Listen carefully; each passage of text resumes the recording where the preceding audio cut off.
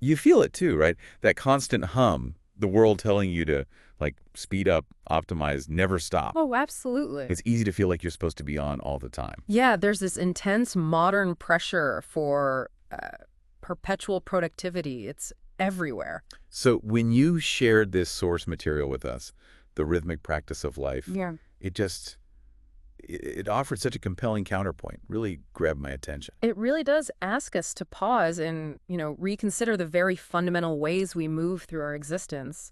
It looks at life through a completely fresh lens. And that's exactly the mission for this deep dive today. We're going to unpack the core ideas in this document you sent specifically. It's fascinating take on familiar concepts like, well, walking, resting, and pacing. Mm-hmm. We want to explore the insights it offers for living more effectively, maybe more soulfully, Right. and definitely more sustainably. Consider this your guided tour through the key takeaways from your source material. Okay, sounds good. Let's start where the source begins. It suggests we need to sort of dissolve the rigid boundaries around these everyday ideas. Dissolve the boundaries. Yeah, like our traditional understanding might actually be limiting us. Okay, so let's take walking, for instance. In the source, it's referred to as viro. Traditionally, we just see that as, well, physical movement, right? Right. Putting one foot in front of the other. Simple. That's the conventional view, just locomotion.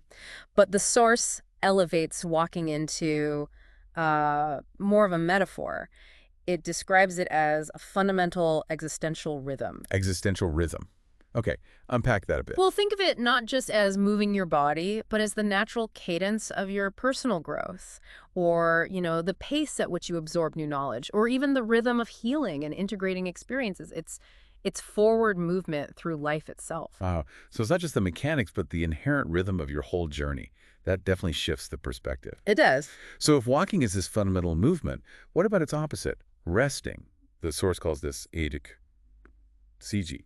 We usually think of resting as just, well, not doing anything, being passive. And that passive definition is exactly what the source challenges. Mhm. It argues pretty forcefully that rest is never passive. It's profoundly active. Active rest. That feels, yeah, counterintuitive, Mm. especially with everything the always-on world tells us. Why is it considered active here? Because, according to the source, it requires intentionality. It's deliberate recalibration. Okay. It's vital recuperation, yes, but it's also an active process of aligning your mind, body, and emotions. You're not merely stopping, you are engaged in the essential work of renewal and integration. It's purposeful. Okay, I see. So it's not the absence of doing, but a different kind of doing, one that's necessary. Precisely. So we have a redefined walking as life's rhythm and resting as active renewal. How does the source then weave these together with pacing? My first thought for pacing is, managing energy so you don't burn out. Right, that's the standard energy management view. But the source expands this concept dramatically. It's broadened into life management. Life management, how so? Pacing, in this expanded view, is about dynamically balancing multiple facets of your being and your journey. It involves the balance between, say, enthusiasm and restraint, Okay. commitment and detachment, even navigating clarity and ambiguity at different points in life. So it's way beyond just managing fuel levels. It's Right. about how you're navigating the whole unpredictable terrain of life. Exactly. It's the complex art of knowing when to lean fully in, with commitment and enthusiasm, but also recognizing when pulling back with restraint or allowing for a period of detachment is actually what's needed. Mm. And it's also about accepting that the path isn't always clear. Sometimes you need to be comfortable with ambiguity while still, moving forward. It's a continuous dynamic adjustment. These redefined ideas get even richer when the source starts drawing parallels to other areas that seem unrelated at first. Yeah, these analogies, the source calls them neural cross connections. They show these principles aren't just about us, they're fundamental to lots of systems.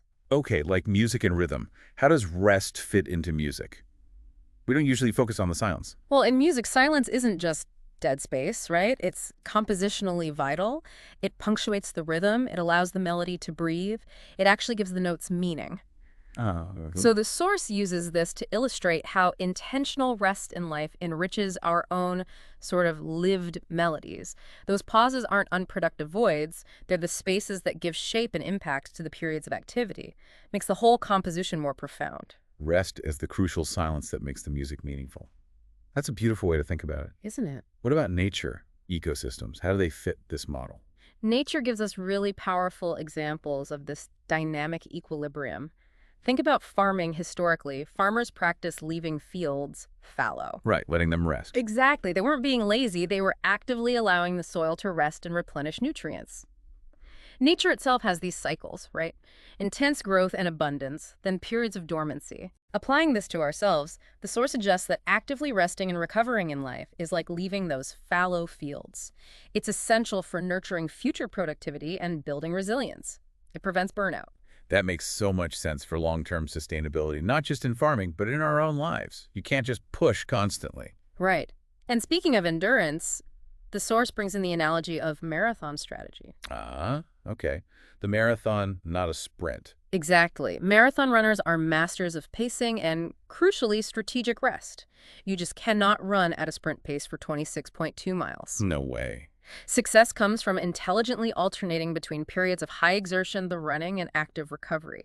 That means controlling pace, maybe walking sometimes, using aid stations. Life, according to the source, is much more like that marathon. It requires this constant strategic oscillation between effort and recovery for sustained endurance. Intelligent energy distribution over the long haul. Got it. And mindfulness practices like meditation, how do they connect? The source describes meditation as, and I like this phrase, a deliberate rest amidst the mental marathon. Ooh, I like that too. Mental marathon. Yeah, our thoughts can race relentlessly, right? So practices that involve intentional pausing and stillness, like meditation, are active forms of rest for the mind and spirit. They help sustain not just mental clarity, but also emotional endurance and creative capacity. They offer that vital break from cognitive intensity. A deliberate rest amidst the mental marathon. That captures it perfectly. Okay, and the source even goes into complex systems theory. That sounds a bit heavy. It might sound technical, but the core idea the source pulls out is actually pretty accessible. Think about any healthy dynamic system, a forest, a city, even your own body. Okay. They don't just maintain one static state. They constantly oscillate between periods of active growth or challenge, that's the movement, the intensity, and periods of repair, integration, or lower activity. That's the rest, the stability. So constant change and adjustment. Right. And what's fascinating here, the insight, is that true resilience and strength in life don't come from trying to maintain a single rigid pace. They come from dynamic adaptability, the ability to intelligently shift between pushing and pausing as needed. It's not about avoiding challenges, but having the capacity to navigate those oscillations effectively. Okay, so when we look at all these different parallels, the silences in music, the fallow fields, marathon strategy, meditation, even complex systems, what's the big pattern? What universal principle emerges from the source material? They all point to a core principle the source identifies as dynamic equilibrium. Dynamic equilibrium. So life isn't about finding one perfect speed and just sticking to it. Exactly. That's the key takeaway. The source argues that life is inherently characterized by rhythmic alternation. It's a constant, intelligent dance between different states, movement and rest, intensity and peace, striving and contentment.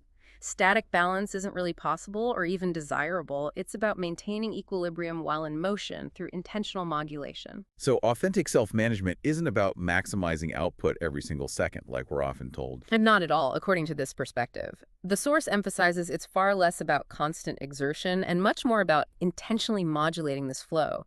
It's about recognizing your own internal cycles, understanding the demands of your goals, and intelligently choosing your pace based on that awareness, not just trying to override everything with brute force. And the source makes it really clear that respecting these natural cycles is crucial for long-term effectiveness, right? Ignoring them is basically a recipe for breakdown. Absolutely. Just like trying to force a field to produce year after year without rest depletes the soil. Trying to maintain peak intensity indefinitely in your own life depletes your vital resources. It's just not sustainable. The source boils all these ideas down into a really powerful, concise statement. Walking is a fundamental metaphor for life, and resting is never passive. It condenses the whole shift in perspective, doesn't it? It really does. It takes those two basic actions we do every day and imbues them with profound meaning. It forces us to recognize that our journey is our walk, and the pauses along the way are active, necessary parts of that journey. So if we accept this idea that life is this rhythmic practice, how does the source suggest we actually find our own true rhythm? It can't be one size fits all. No, definitely not. It outlines a few key elements. First, you need a clear understanding of your life goals. What are you aiming for? Is it like building a career that requires intense sprinting phases? Or are you focused on sustained personal growth over decades, more of a marathon? Your desired rhythm flows from that fundamental understanding. Ah, okay. So the rhythm isn't universal. It's tailored to your specific journey, your destination. Precisely. And based on that clarity, the source says you must then actively design rest and recovery into your life. It's not something you just hope happens if you have spare time. It's a non-negotiable element, tailored to support your specific goals. And finally, you need to approach life not as a race against others or the clock, but as your own sustainable, rhythmic practice. That leads right into that incredibly insightful definition the source offers for a true winner on the path of life. It really struck me. Yeah, it's powerful. It says, the true winner on the path of life is not the one who runs fast, but the one who maintains their own rhythm until the end. Maintains their own rhythm until the end. Wow, that completely challenges the conventional idea of success just being about speed or, external achievement. It really pivots the focus internally, doesn't it?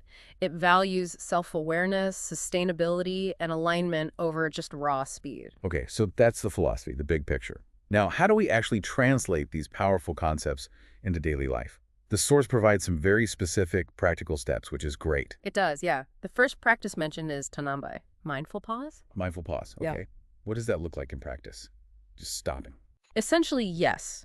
It means deliberately creating moments throughout your day, or at least one significant moment each day, to simply stop, to consciously break the momentum, even if it's just for a minute or two.